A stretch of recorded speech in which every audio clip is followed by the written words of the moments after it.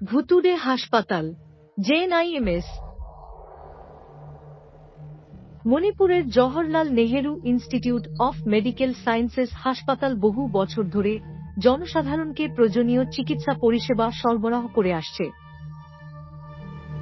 কিন্তু এই হাসপাতাল নিয়ে অনেক গুজব রয়েছে, যা এখন ধীরে ধীরে বাড়ছে, এবং এসব গুজব বিশ্বাস করুন। তাই এই জায়গাটা ভুতুড়ে।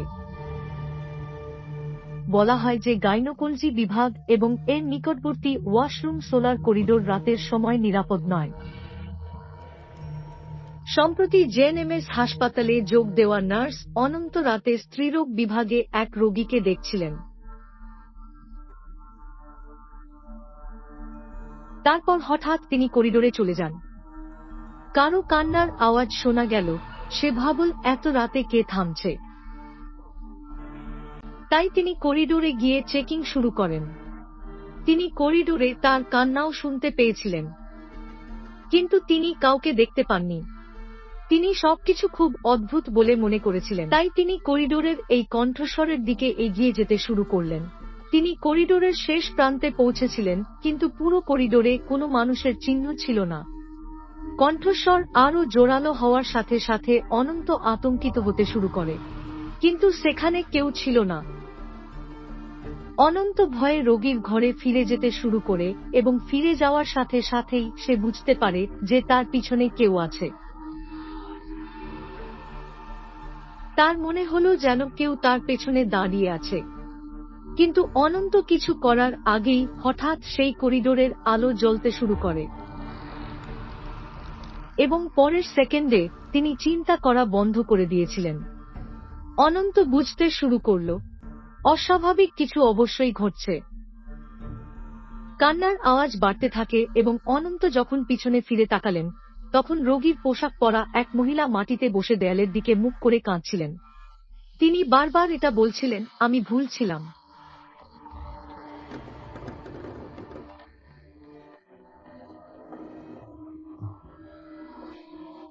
এটা ঘটেছে আমার সঙ্গে। এসব দেখে অনন্তের শরীর পুরোপুরি অসাড় হয়ে গেল। অনন্ত বুঝতে পারছিলেন না হঠাৎ তার সাথে কি ঘটছে, এবং তার সামনে সেই মহিলা রোগী কে এবং কেন তিনি এমন আচরণ করছেন। অনন্ত রোগীর আরো কাছে যাওয়ার কথা ভেবেছিল, এবং তারপর অনন্ত দেখতে পান যে মহিলার দেহের নিচের অংশটি রক্তে ভিজে গেছে। মহিলাটি অনন্তের দিকে ফিরে যাওয়ার সাথে সাথে অনন্তের ইন্দ্রিয়গুলি উড়ে যায়। সেই নারীর কথা। তার হাতে একটি মৃত শিশু ছিল, এবং তিনি সেই শিশুটিকে নিয়ে অনন্তের দিকে হাঁটছিলেন। পুরো করিডোরের আলো আবার জ্বলতে শুরু করে। মহিলাটি একই কথা বারবার বলছিলেন, আমার সাথে ভুল করো, তোমরা সবাই না, এটা ভালো ছিল না, তুমি আমাকে হত্যা করেছ। অনন্ত খুব ভয় পেয়েছিলেন, এবং তিনি তার দেহের চিত্র গ্রহণ করতে পারছিলেন না। সামনে থেকে আসা রক্তে ভেজা মহিলার চোখে এত রাগ ছিল যে অনন্তের মন পুরোপুরি থেমে গিয়েছিল। অনন্ত সাহস পায়নি এবং কোনোভাবে সেখান থেকে পালিয়ে গিয়ে সেই মেঝেতে ওয়াশরুমে লুকিয়েছিল। তিনি পকেট থেকে ফোনটি বের করলেন এবং সাহায্যের জন্য কাউকে কল করার কথা ভেবেছিলেন। কিন্তু পকেটে হাত রাখলে গাইনোকোলজি বিভাগেই নিজের ফোনটি খুঁজে পান তিনি। অবশিষ্ট সেই রাতে অনন্ত সেই ওয়াশরুমে অনেকক্ষণ একা লুকিয়েছিলেন। তিনি ভয় পেয়েছিলেন যে বাইরে তিনি একই ভয়ঙ্কর মহিলার মুখোমুখি হবেন। হঠাৎ বাথরুমের দরজায় কড়া নাড়ছেন। তারপর হঠাৎ তা থেমে গেল। এত কিছুর মাঝেই অনন্তের চোখ গেল সেই বাথরুমের একটা বড় আয়নার দিকে, এবং তিনি সেই আয়নায় এমন কিছু দেখেছিলেন যা দেখে অনন্তকে খুঁজে পাওয়া গেল। সেই আয়নার প্রতিফলনে অনন্তের ঠিক পিছনে দাঁড়িয়েছিলেন সেই একই রক্তে ভেজা মহিলা। অনন্ত ভয়ে ফিরে গেল, কিন্তু সেখানে কেউ ছিল না। অনন্তের মনে হয়েছিল সে পাগল হয়ে যাচ্ছে। তিনি শুধু কিছু করে ওই ওয়ার্ড থেকে বেরিয়ে আসতে চেয়েছিলেন। তিনি জানতেন যে অন্য সমস্ত নার্সরা উপরের তলায় নার্স ওয়ার্ডে রয়েছে।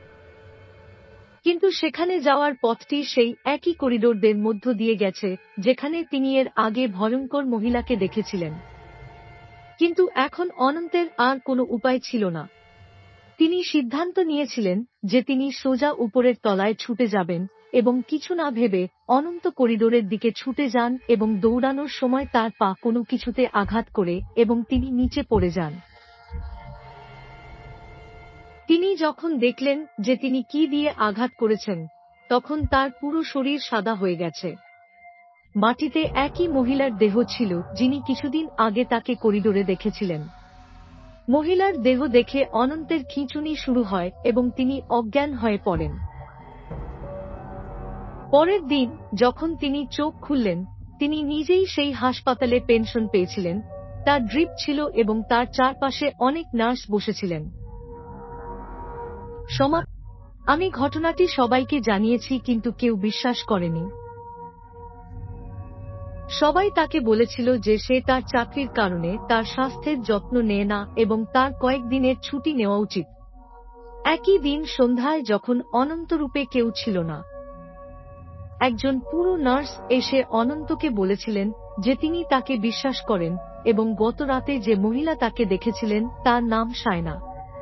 প্রায় 20 বছর আগে গর্ভাবস্থার শেষ সপ্তাহে সায়নার স্বাভাবিক প্রেম হয়, আর সে কারণেই তাকে হাসপাতালে ভর্তি করা হয়। গর্ভাবস্থায় জটিলতার কারণে চিকিৎসকরা সায়নার পরিবারকে জানান তারা সায়নায় তাদের মাত্র একটি সন্তানকে বাঁচাতে পারবেন। পরিবার শিশুটিকে বাঁচানোর সিদ্ধান্ত নিয়েছে, কিন্তু এই জটিল অপারেশনে সানা ও তার সন্তান দুজনেই মারা যান। কিন্তু কিছুদিন পর আন্নার স্বামীর বাড়িতে ভয়াবহ আগুন লেগেছিল এবং তার পুরো পরিবার পুড়ে মারা গিয়েছিল। সেদিন থেকে সায়নার আত্মাকে অনেকেই দেখেছেন। তার আত্মা এই হাসপাতালের বিভাগে ঘুরে বেড়ায়।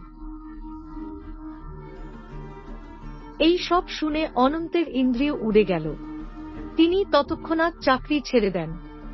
এমনকি তিনি অন্যান্য হাসপাতালে রাতের শিফট নেওয়া বন্ধ করে দিয়েছেন। আপনি কি মনে করেন এমএস আজ সত্যিই প্রয়োজন? গল্পটি আপনার কেমন লেগেছে দয়া করে আমাদের বলুন। আর কোন গল্প ভালো লাগলে আমাদের চ্যানেল হরর নাইট সাবস্ক্রাইব করতে ভুলবেন না।